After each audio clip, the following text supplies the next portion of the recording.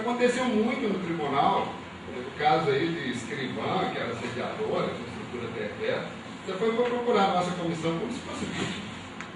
Bom, então nós temos que estar muito atentos também, né? Porque o ser humano, a gente sabe que o ser humano é múltiplo, né?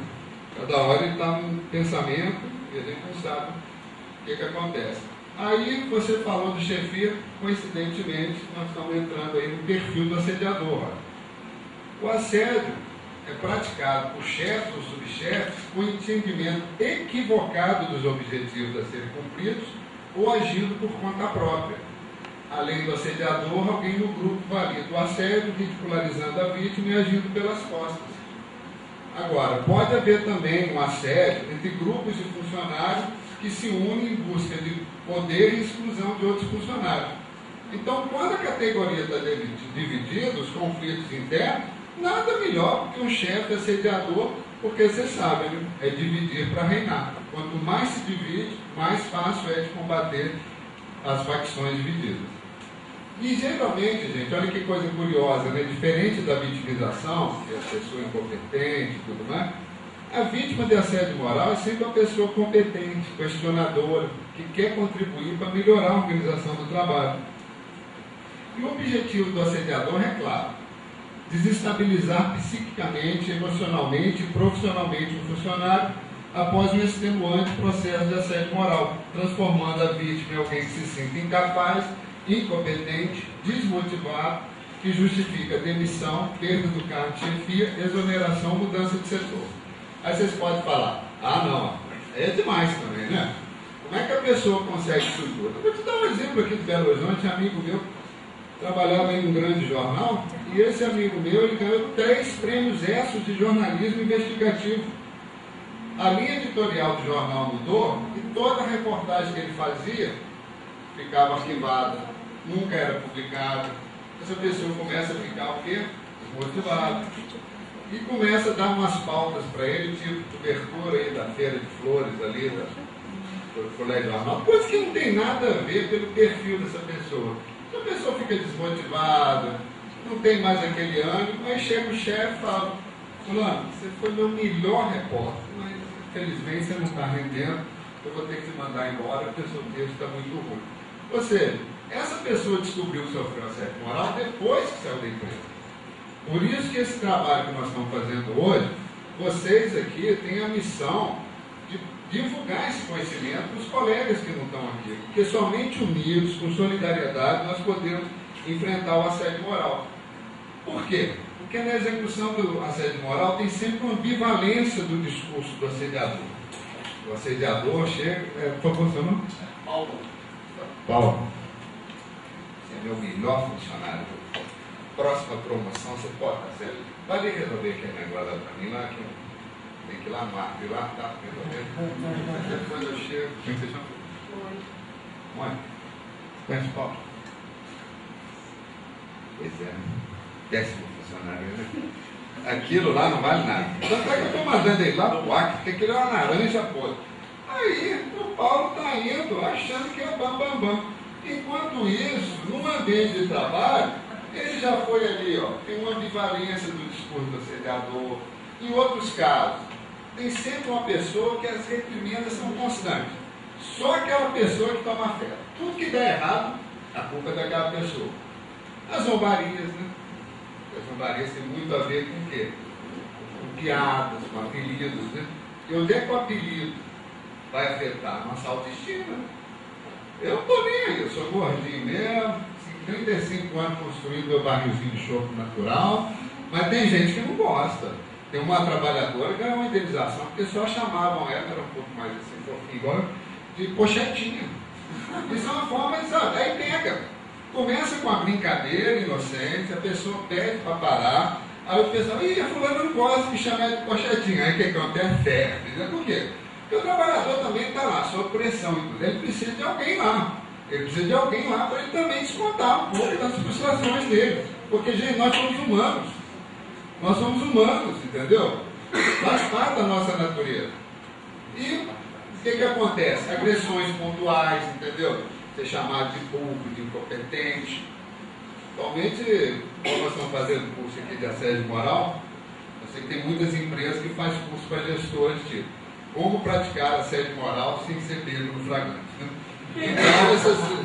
Então, por exemplo, vou dar um exemplo.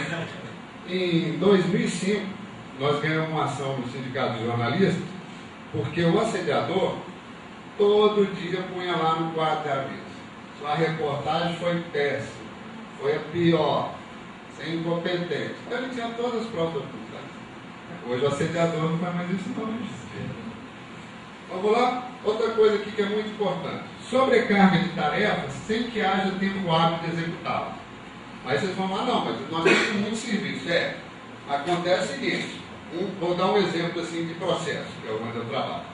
Um tem que cuidar de 10 processos, o outro de 12, então você tem que cuidar de 30. E é sempre assim, você está com a carga muito superior e a exigência que você cuide disso aí em tempo hábil. Ou então retirada de tarefas e funções. Isso que ninguém entende, porque a pessoa chega, vai trabalhar, está lá, chega do trabalho e tal. Como é que você chama? Leonardo, sou o chefe. Leonardo, é o seguinte, você não está rendendo mesmo, eu estou até duvidando da sua capacidade intelectual, isso na minha sala, hein? Reservado. E como você é funcionário público, não vou te poder mandar embora, você vai ficar ali nessa salinha lá dentro do jornal, tá? Aí o cara fala, por quê? Né? O que você perguntou aí? Por quê? Porque na minha avaliação você não serve para trabalhar em equipe. Eu estou te quebrando o galho, tá? Deixando você ficar aqui.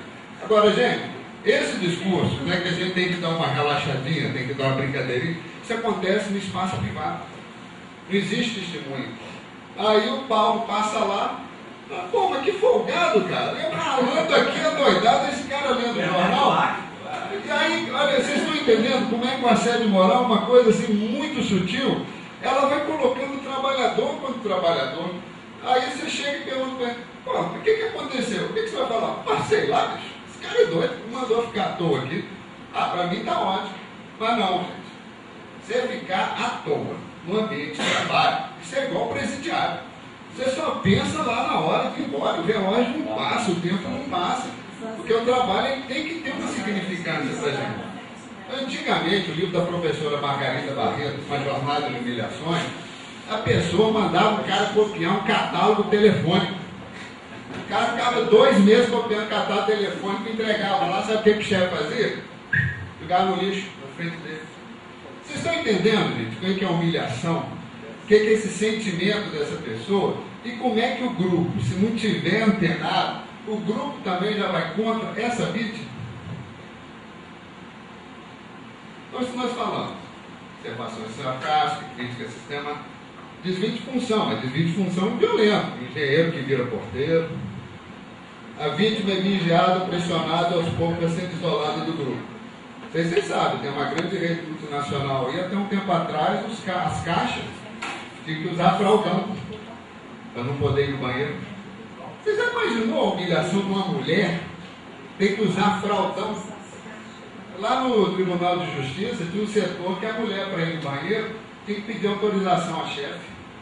Aí essa mulher não tomava água, começou a ter o quê?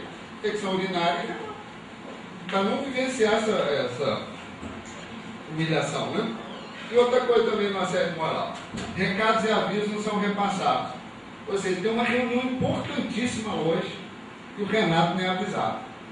Aí chega lá, Renato, você não veio na reunião? Ah, não, eu não recebi. Não, eu deixei recado sim, eu mandei e-mail, eu te falei. Ou seja, cara, nossa, que vacilo que eu dei. Você entende? Como é que no assédio moral a pessoa vem introjetando isso? Aí que começa a adoecer. Que a pessoa começa, nossa, como é que eu faço? Será que é isso mesmo? Será que eu sou incompetente? Será que eu não dou conta? E o assediador sempre nega e deturpa os fatos. Aí que está diferente do conflito. O conflito é explícito, a pessoa assume, e muitas vezes o conflito ele serve como motivação para uma mudança. O assédio não. Nega e deturpa os fatos. O assediado é ridicularizado, por aspectos subjetivos. E essa questão da subjetividade, quando você cai a autoestima, você começa a já cair num quadro depressivo. E o importante, gente, a falta de apoio do grupo de trabalhadores. que vai levando o isolamento cada vez maior da vítima, e as faltas do serviço de licença médica servem como munição para o assédio continuar. Olha só, 2 tipos de licença médica do Tribunal de Justiça. Talvez breve eu vou poder falar um pouco mais da Organização Polícia Federal, mas no Tribunal de Justiça, onde eu trabalho, tem certos trabalhos lá que, se a pessoa adoece, outro não pode fazer.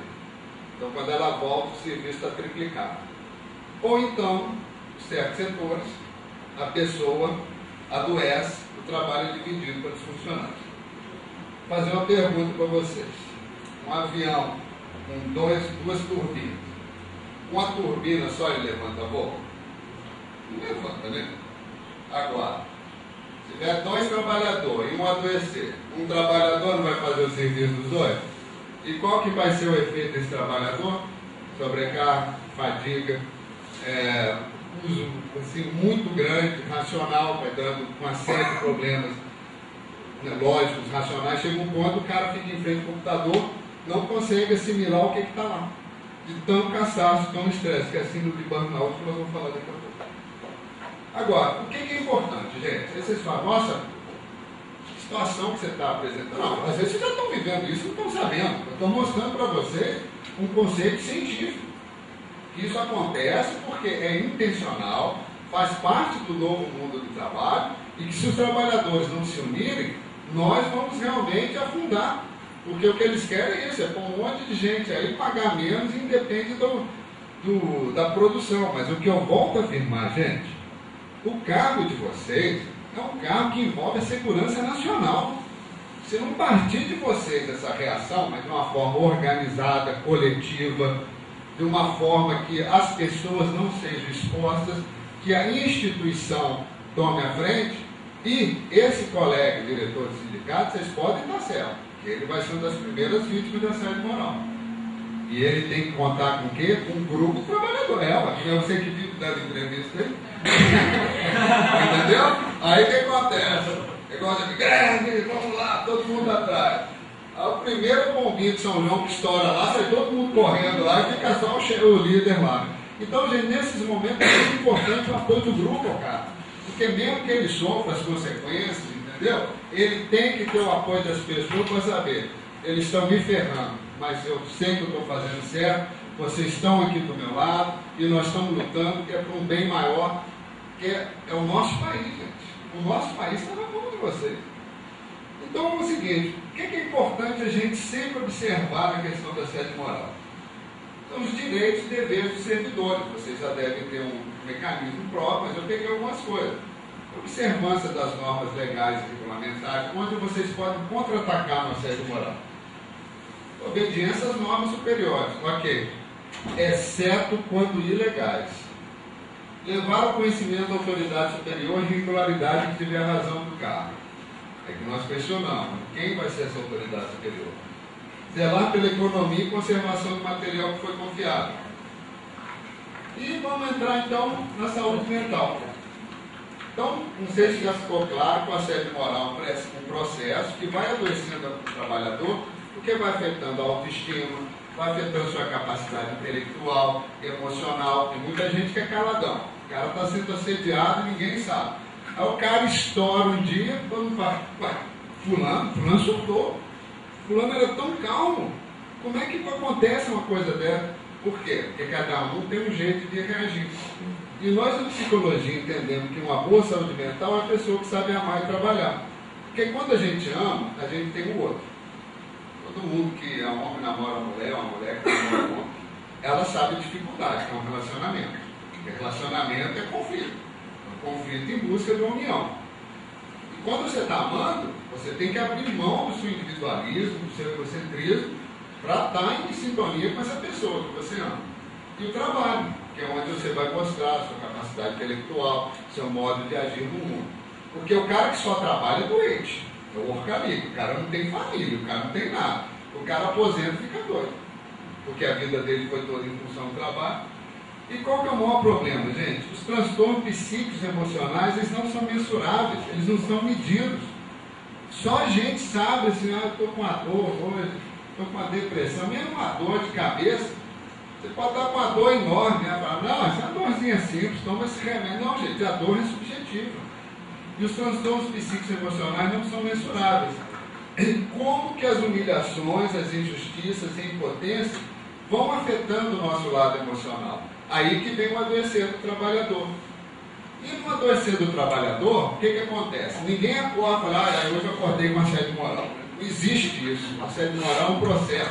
Porque senão você sai daqui falando, não, o assédio moral é uma doença. Não. Assédio moral é um processo, um conjunto de práticas perversas, humilhantes, que levam a adoecer, porque vai afetando a autoestima, o nosso lado emocional e racional. O que acontece? É o sintoma. O que a gente chama de sintoma? O sintoma é aquilo que emerge, que aparece. O sintoma é como se fosse um iceberg. A gente acha que é aquela pontinha. Não, mas olha o que está lá no fundo. Alguns sintomas, não quer dizer que a pessoa vai ter isso tudo, mas é uma tristeza, desânimo, choro. Aí começa a usar medicamento em excesso, alcoolismo, absenteísmo, né, que é faltar ao trabalho, chegar mais cedo, sair mais tarde, e o presenteísmo. O presenteísmo, o cara já está tão pressionado, não pode perder aquele emprego, vai no médico, pega um atestado, põe no bolso, fala, nosso chefe vem e fala, ó, estou doente, tem um atestado, vai vir trabalhar. Gente, e o cara que está fazendo isso, ele já está mais doente do que ele pensa. Aí tem que ter alguém que deu, fala, fulano, você está louco. O médico deu atestado, bicho, vai descansar. Não, mas eu não consigo sair daqui, que eu estou com aquela preocupação. Gente, ninguém substituído. Uma amiga minha que sempre falava, o cemitério está cheio de gente insubstituível. Agora, então, é o nexo agora que eu quero estabelecer aqui com vocês, com relação à psicologia, do assédio moral e o adoecer. Por quê? Porque o adoecer vai estar no sofrimento psíquico. O sofrimento psíquico não é mensurável. Cada um tem uma subjetividade, uma história de vida. Mas uma coisa é comum. As vítimas de assédio mantêm o sentimento de terem sido o quê? Rejeitadas, maltratadas, desprezadas, humilhadas. E nós somos seres que precisamos de elogio, né? Não é bom alguém chegar, oi, está bonita hoje. Ou então você chega assim, bom dia gente, tudo bom? Não, mas tem aqueles reunião. As pequenas coisas da civilidade, não é bom? Um sorriso, você está triste, um amigo te dá um abraço. São coisas tão pequenas, né, que a gente está perdendo. E as vítimas de assédio moral? Quem se sente maltratado, desprezado, humilhado, vai estar bem consigo? Não. Se a gente não está bem com a gente, como é que a gente vai poder trabalhar direito? E o impacto traumático do assédio é tão grande, por quê? Porque a pessoa não entende o que está acontecendo. Ela sente o mal-estar, mas não entende o que está acontecendo. Então, assim como na humilhação, o assediado não gosta de lembrar, ele tem vergonha do acontecido, e ele continua se sentindo culpado. Eu pergunto, culpado de quê? Nem ele sabe. Mas ele está aí, eu realmente sou culpado, eu que sou incompetente, eu que não valho nada, porque falta o laço de solidariedade dos amigos. E muitas vezes só percebe que foi vítima de assédio quando está desligado da empresa. Isso é o que mais acontece. Então, o assédio fragiliza a vítima, cria um sentimento de culpa. Eu sou incompetente.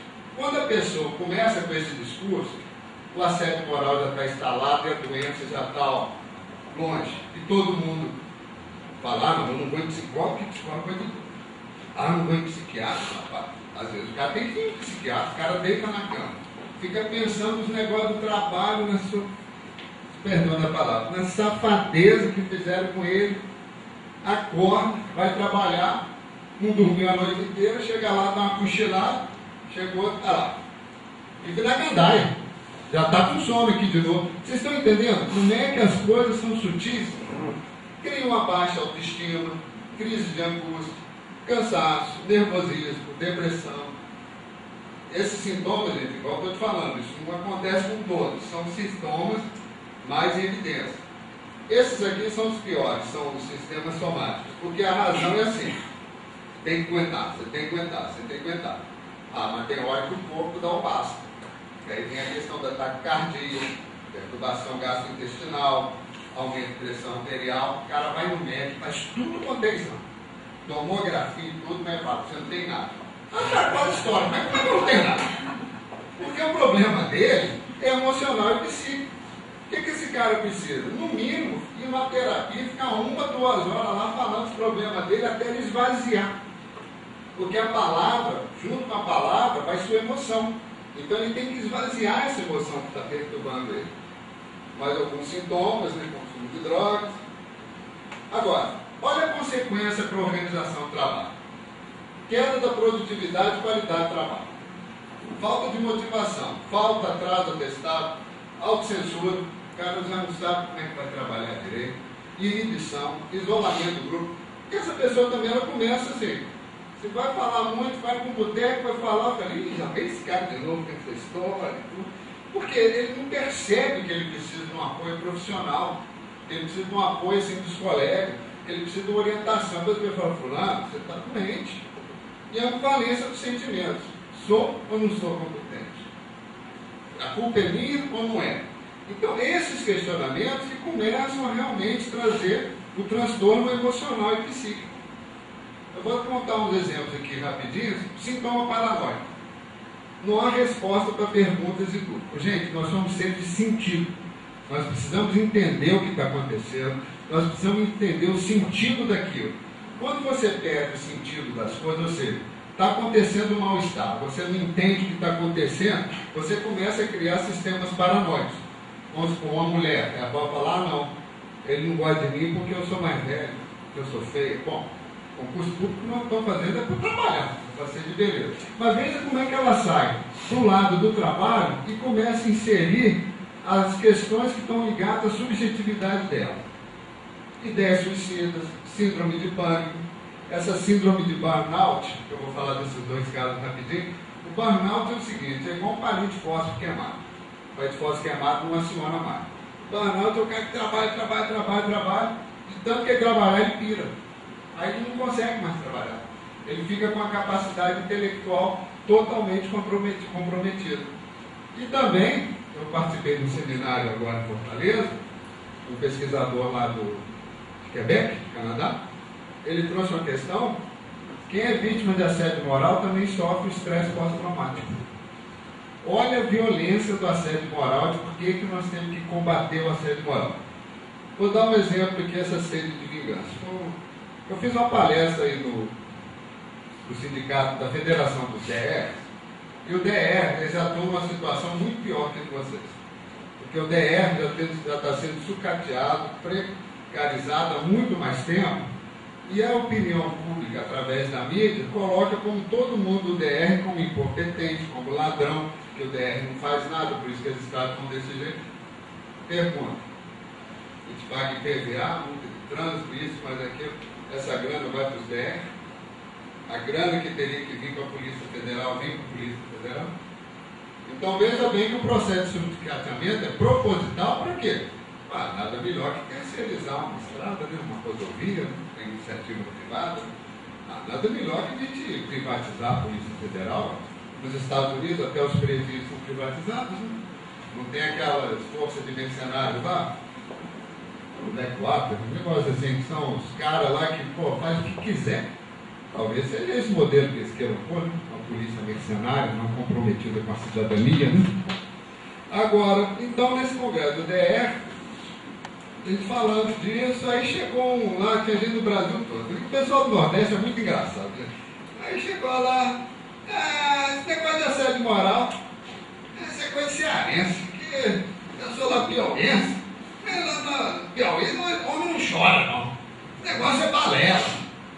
Antes de eu falar qualquer coisa, levantou um senhor e falou, eu sou cearense, eu sou macho, eu sofri assédio moral, eu chorei, eu fiquei humilhado, impotente, eu comprei uma arma, eu fiz tiro ao alvo, eu ia matar esse cara. A sorte dele é que o cara foi transferido, o assediador. Agora, gente, imagina essa pessoa se ela faz isso. Acabou a vida dela, não é de quem morreu só também não. Acabou a vida dela, da família, toda a vida profissional jogada por terra. Por quê? Porque é aí o que a gente chama o surto, né? A pessoa já está lá tão estressada, e vocês que utilizam a arma, né? Tem que tomar muito cuidado. Porque essa síndrome de burnout, ela é... Eu não entendo, nós estamos gravando? Ela é... Pode ser desdobramento de estresse pós-traumático, E é de curto prazo? Boa pergunta.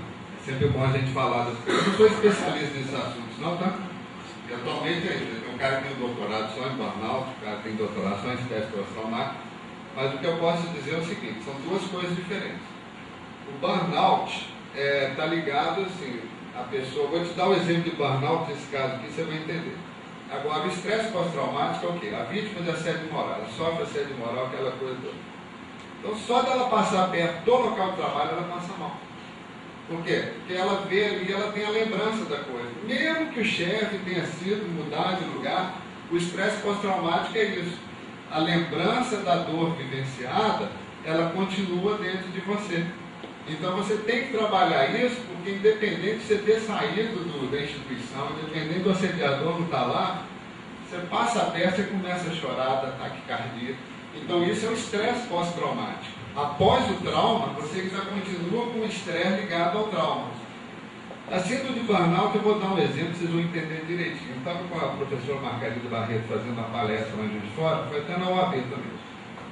E a gente acabou a palestra, foi uma coisa assim, realmente que nós tivemos que fazer um entorno muito grande, porque tinha sido naquela época daquele cara que entrou na escola de Realengo, que matou 10 crianças.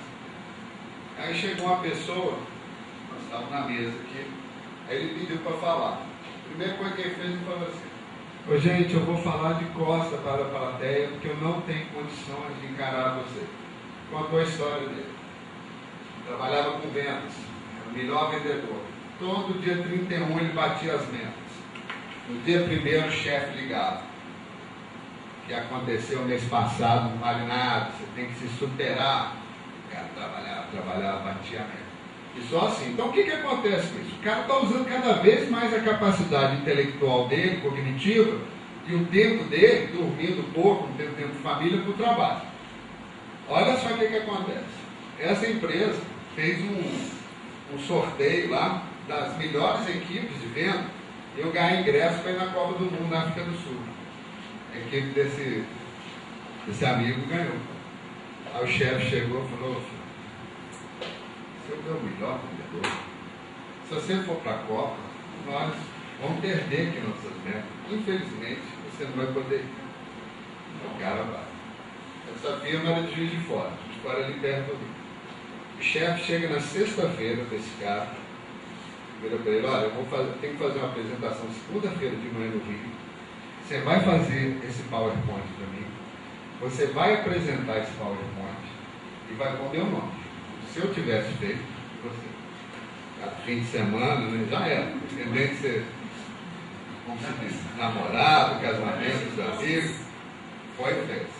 Chegou de noite, o chefe falou: olha, nós temos que completar o serviço amanhã, volta para Juiz de Fora e volta aqui para o Rio amanhã. Então vocês veem, porque ali já criou uma relação perversa de dominador-dominado. Aí nós perguntamos: mas por que você aceitou isso? Não, eu achei que esse era o caminho para virar um gerente. Até o momento que esse cara surtou, entendeu? Não conseguia mais trabalhar, queria matar esse cara também. E ele falou uma coisa que a gente ficou preocupado. Ele falou assim: vocês estão vendo minha cara? Ele estava barbudo, ele falava assim: eu fazia barba 2 vezes por dia. Hoje eu não faço a barba porque eu não quero ver a minha cara no espelho. Porque se eu ver a minha cara sem barba, eu vou levar daquilo tudo. E naquela história de Realengo, teve essa história também. O cara fez a barba para fazer. Então, realmente, você vê que isso é a síndrome de burnout. O cara não consegue mais trabalhar. Ele como se ele tivesse gastado todas as energias. É como um palito, a mente da gente, como se a mente, o cérebro dele, fosse parar com um palito fóssil que apagou. Então não adianta você querer riscar o palito fóssil queimado. Então, gente, vamos ver então as consequências do assédio moral. Olha, as pessoas que acham que assédio moral é bom, que vai dar produtividade, que é uma forma de estresse, uma forma de gestão, o que vai ter queda de produtividade, pressão, licenças, acúmulo de trabalho não realizado, tarefas múltiplas, esgotamento, mais assédio, mais licença, mais acúmulo de trabalho, cai em um quadro de depressão, mudança de setor. Aí a vítima já chega estigmatizada ao novo setor. E é isso que vocês têm que estar atentos, se vocês forem transferidos para algum lugar, Já chegar tentando conversar com as pessoas e tudo, porque muitas vezes as pessoas já chegam para mim, nós estamos mandando para ele um cara super problemático. O cara entra assim no novo ambiente de trabalho, todo mundo olha para ele. Então isso que você já sabe, ó,